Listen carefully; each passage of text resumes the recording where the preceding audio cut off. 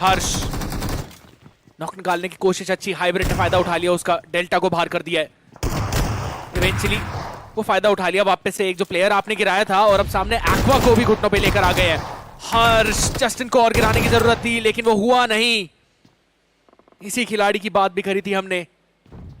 Neo इंतजार कर रहे हैं, नियो ने अभी ना कॉल नहीं किया है, बट ये जस्टिन को ग्रेनेड पड़ा हाइड्रो की तरफ से, एंड हाइड्रो इस वक्त फुल पावर रिटेलिएशन में वो बदला लेना चाहता है। जब वो बदले की आग होती है ना इंसान में, तब वो ना लेफ्ट देखता है ना राइट देखता है, वो बस तबाही करता है। के लिए भी जस्ट अभी एक खिलाड़ी उनका घुटनों पे वापस आया है। You have Apex gaming to take care of.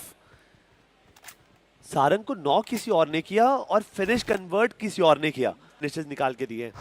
ये वाइल्ड फाइल का एक खिलाड़ी है तो मिसिंग है, बट ये देखिए प्रॉब्लम हाइड्रो, मौका ढूंढा, शुभ को गेम से बाहर निकाला। हर्ष और हाइड्रो काफी देर से इसी बिल्डिंग के आसपास मंडरा रहे हैं। फैंग्स के दो खिलाड़ी आपके सामने, स्प्रे गॉड और गोटेन। गोटेन की हमने इतनी तारीफें करी थी और उस पे खड़े उतरना आज उनको जरूरी है। फिलहाल फ्रैगर दोबारा से बाहर कर दिया आपने, और इस बार हाइड्रो को। तो एपेक्स गेमिंग वो तो यहां से वापस जाती है। अब मात्र एक खिलाड़ी बचे हैं। बात होगी, और फ्रैगर तो वहां पर कितने खिलाड़ियों को ऑलरेडी जिंदा निगल चुका है। हर्ष, will you be able to stop him down though? Fragger तैयार जरूर है। नेड दूसरी तरफ फोर्स कर दिया आपने उस खिलाड़ी को, जंप अप करके एशवेल के ऐसे शॉट लगाने की कोशिश जरूर थी। दोनों ही खिलाड़ी एग्जैक्ट सेम चीज करते हुए इस टाइम पे। जिसका शॉट पहले कनेक्ट हुआ उसका ज्यादा फायदा, and it is going to be harsh. ऐसे नहीं, कुछ टीम से हाथ गरम अपने भी किए हैं भाई। ये तो वो टीम है जिसे पावर जोन के अंदर दहशत मचाई थी, और कुछ टीम्स अभी भी लगे। बट हाइड्रो इस सिचुएशन के अंदर शुभ के हत्थे चढ़े हैं, ग्रेनेड खाया, नॉक हुए। बट जॉनथन अपनी AUG के साथ पूरा वो रिटेलिएशन दिखाते हुए, वो कवर फायर बनाते हुए, जिससे कि कोई उनके ऊपर चार्जर ना कर जाए। और मीनवाइल टीम तमिलास के जस्टी ने भी एक अच्छा ग्रेनेड दिखाया है रेकनिंग ई-स्पोर्ट्स के ऊपर। नेड मास्टर को अपने वो नेड परेड वाली स्किल का इस्तेमाल करना पड़ेगा इस टाइम पे, अगर अपनी टीम को बचाना है तो। दिक्कत काफी ज्यादा है। जॉनथन होल्ड करा उन्होंने वो फोर्ट।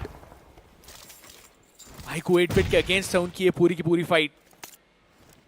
दोनों में से जो ये टीम फाइट जीत जाएगी, उनके पास सबसे बड़ा मौका होगा इस गेम को बहुत बड़ा बना के कन्वर्ट करने का। 8-बिट को ज्यादा जरूरत है as compare to Apex gaming, लेकिन उसके बावजूद भी चीजें उनके लिए अच्छी जा नहीं रही हैं। करारा तमाशा है टैग का।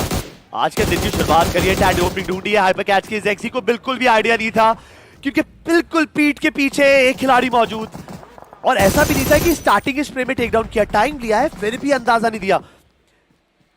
और इसी बीच में जूसी ने भी रेकनिंग ई-स्पोर्ट्स के ऊपर ओपनिंग ढूंढी है, और मौका तक नहीं मिला आईजीएल साहब रोमन को रीसेट करने का। बट टैग वो टूटा, वो आखिरी खिलाड़ी बचा था उस टीम का। इसका मतलब एक और टीम यहां से रफू चक्कर गेम से बाहर। 3 मेन टीम, और इन सब के बीच में सर्कल ने फायदा दिया है। आउटरेज के 2 खिलाड़ी आ सकती है पूरे ईस्टर्न प्रे हाई ग्राउंड के ऊपर, सारी इंफॉर्मेशन लेके बैठे हैं। और आउटरेज इवन दो वो सेंटर में है, पर वो एक बहुत बड़ी डिप है, तो वहां भी प्रॉब्लम्स आ सकती है उनके लिए। सही, आई डोंट थिंक कि टैग या तो ईस्ट या तो साउथ से आने वाली है। They will focus north, because उनके पास इतनी देर से वो फाइट कर रहे हैं, उनको भली बात ही पता है कि जो बाकी की टीम्स है वो कहां से आ सकती है, क्या अप्रोच हो सकता है, और क्या चीजें कर कर उनको फायदा मिलेगा। जली की बढ़िया अप्रोच पहले for the chicken dinner title. Team Tamilas वो अपनी मैन एडवांटेज गवा नहीं सकते। 8-बिट और आउटरेज को कॉम्प्रोमाइज करना है, तभी जाके चांसेस है। But reaper that grenade was on point, night को नॉक किया है। एंड अभी आउटरेज की परेशानी क्या है ना, वो काफी छोटे से दायरे के अंदर सीमित हुए बैठे हैं। वहां पे कहीं भी छुपेंगे वो ग्रेनेड पड़ेगा ही पड़ेगा। मैं मतलब दाद दूंगा अगर इस सिचुएशन में बचा। बट सारंग काफी ज्यादा ओपन के अंदर है, बट जॉनथन काफी ज्यादा बुलेट मिस करते हुए कनेक्शन जरूर बनाया, सारंग को नॉक करा है। अभी भी 8-बिट का एक खिलाड़ी है जो उनको रिवाइव देके गेम के अंदर लीड ला सकता है। और इसी बीच में टीम तमिलास उस समय का फायदा उठाना चाहते हैं, बट फर्क पड़ता नहीं है। मैंने अटैक किया, फायदा उठा रही है आउटरेज। यहाँ पर हर बार ट्राइफेक्टा के अंदर यही बात करी जाती है कि जो 2 साथ में पहले लड़ेगी, तीसरी टीम फायदा उठाएगी। टीम तमिलास ने सोचा वो आगे जाके आउटरेज को फिनिश ऑफ करेंगे, क्योंकि नॉक मिले थे पीछे से। जॉनथन ने फायदा उठा लिया, और अब वो थर्ड पार्टी करने के लिए आगे बढ़ते हुए जा रहे हैं। Molly on the face as well, reaper down on the feet. जस्टी अभी भी वहीं पे। आउटरेज जिनके पास पूरी एडवांटेज थी, लास्ट में जाके उसी डिप के अंदर उनकी कवर भी बन गई। ये कीमत चुकाई है आउटरेज में सेंटर होने का। बिकॉज मल्टीपल टीम्स ने उनको राउंड अप करा, बट जॉनथन एक और नॉक और फिनिश निकालते हुए।